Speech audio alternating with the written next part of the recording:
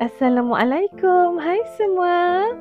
Kali ni Daya nak kongsikan resepi asam rebus ikan siakap yang terpaling simple dan sedap sangat.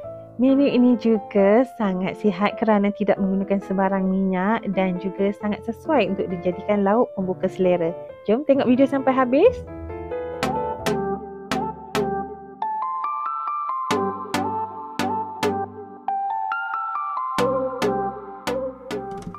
Daya menggunakan seekor ikan siakap bersaiz sederhana. Ikan kalau nak gantikan dengan jenaha, ikan kembung atau ikan pari pun boleh, tak kisah, ikut selera, okey?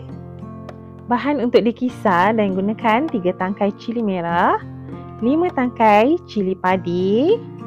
Okey, kita kena campurkan dua-dua cili ni barulah tak pedas sangat. 6 ulas bawang merah kecil, 2 ulas bawang putih, seketul kunyit hidup sebesar ibu jari macam tu. Dan gunakan 2 batang serai. Yang ni diketuk, kita tak akan kisar dia. Ada juga 6 biji kacang bendi. Okey, cara dia kalau kita nak pilih kacang bendi ni, kita tengok dekat hujung dia.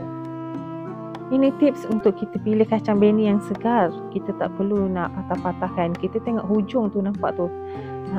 Dia masih ada daun-daun dan dia tak berlubang besar. Maksudnya kacang bendi tu masih lagi fresh. Daun kesum dalam segenggam macam tu dan juga asam keping. Baik, mula-mula kita akan potong bahan-bahan kisar seperti bawang kecil merah. Bawang ni dan gunakan bawang India. Rasa ni lebih pedas. Okey, potong kecil-kecil dan masukkan ke dalam balang pengisar. Dan juga gunakan 2 ulas bawang putih. Kalau tak suka bawang putih, tak perlu masukkan. Okey, terpulang pada masing-masing. Kemudian cili merah ataupun ada yang panggil cili hidup kan. Dan yang suka letak dua-dua cili untuk kita balancekan rasa pedas supaya tak terlalu pedas. Kuah asam rebus kalau terlalu pedas nanti kita nak hirup, nanti kita akan tersedak kan, jadi tak best. So bahan cili merah dan juga cili padi ni bila kita letak sukatan macam ni, rasa dia tak akan terlalu pedas. Dia punya kepedasan dalam 2/5 sahaja, jadi seisi keluarga boleh makan. Tapi untuk yang suka pedas boleh upkan lagi lah cili padi tu pada tahap masing-masing. Okey, lepas tu dah yang potongkan juga kunyit hidup. Dan suka letak asam rebus ni, kunyit hidup untuk bau dia yang wangi lah. Dan letakkan juga last sekali belacan. Tengok besar mana, boleh agakkan dalam 1 jari macam tu. Lepas tu bolehlah masukkan air. Make sure dia lebih daripada paras bahan-bahan tu lah. Dan bolehlah dikisar kasar.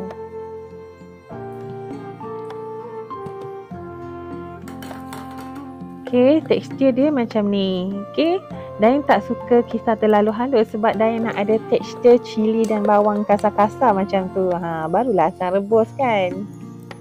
Kalau dulu-dulu buat, selalu mak atau tok akan giling, guna batu giling je. Sebab nak tekstur tu. Kemudian, okey, masukkan ke dalam kuali tapi jangan buka api lagi sebab kita nak sebatikan bahan-bahan dulu. Masukkan bahan kisar dan juga ada ambil air daripada bekas kisaran tu lah, godek-godek, masukkan semua dalam kuali dan kacau sampai semuanya sebati dan rata elok macam tu. Barulah buka api. Okey, itu cara Dayang untuk buat asam rebus ni. Dayang tak menggunakan sebarang minyak ya. Dayang masukkan air untuk dijadikan kuah. Kuah dia Dayang suka banyak dan memang suka cair, kuah yang cair. Okey.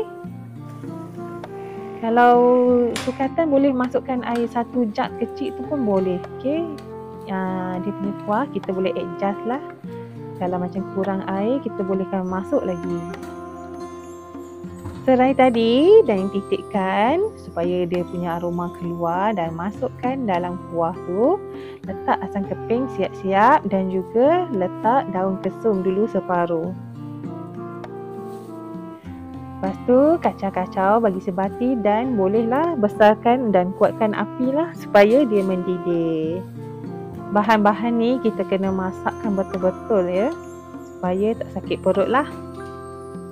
Dan ada juga masukkan 2 sudu makan gula pasir dan juga 2 sudu teh garam halus sebagai bahan perasa. Dan memang tak gunakan sebarang perasa, cuma garam dan gula sikit untuk seimbangkan rasa pedas dan masin dalam masakan tu. Kalau macam tak cukup gula ataupun garam, boleh tambahkan sendiri nanti, okey? Bila kuah dah mendidih, dan didihkan agak lama ya, bolehlah masukkan ikan. Tak kisahlah ikan apa yang kita suka, masukkan ikan dan biarkan mendidih lagi sekali. Dan juga masukkan tomato sebanyak 1 biji yang dah dipotong-potong untuk efek rasa yang sedikit masam. Kalau letak asam keping 2-3 keping tak perlu tomato pun tak apa. Dan letakkan kacang bendi tadi sebagai sayur lah. Dan memang suka kalau asam rebus letak bendi. Kemudian dan letak lagi sekali daun kesum. Tadi dah guna separuh, so baki dan letakkan semasa ikan dah mendidih. Jadi yang tadi tu untuk aroma dan bau, yang ni untuk daun kesum yang fresh lah. Kalau kita nak makan, nak gigit-gigit daun kesum tu, dia masih ada tekstur lagi. Bila dah masukkan sayur-sayur ni, boleh kita biarkan lagi sekali kuah tu mendidih. Jadi masakan ni mendidih 3 kali. Dan kita bolehlah rasa dah cukup rasa ke, tengok ikan tu dah cukup masak atau belum, boleh check. Macam Dayan buat ni, dan cek kacang bendi tu dah masak ke belum. Bila kita cucuk dengan garpu, dia senang masuk. Maksudnya kacang bendi dah masak. Dan bila kacang bendi dah masak macam ni, maksudnya dah cukup. Dah boleh kecilkan api ataupun boleh tutup api terus ya. Inilah dia resepi asam rebus yang sangat simple, lauk pembuka selera. Menu ni juga sesuai untuk orang-orang yang berdiet, yang tak makan minyak kan. Cuma rebus saja dan letak bahan-bahan yang seperti Dayan tunjuk ke tadi, dah cukup untuk membangkitkan selera. Nak pula yang tak sedap badan, tak ada selera nak makan kan. Menu ni memang legend dan memang suka daripada kecil sampailah sekarang, memang tak pernah jemu. Jadi Dayan harapkan semua boleh mencuba. Jumpa lagi. Bye.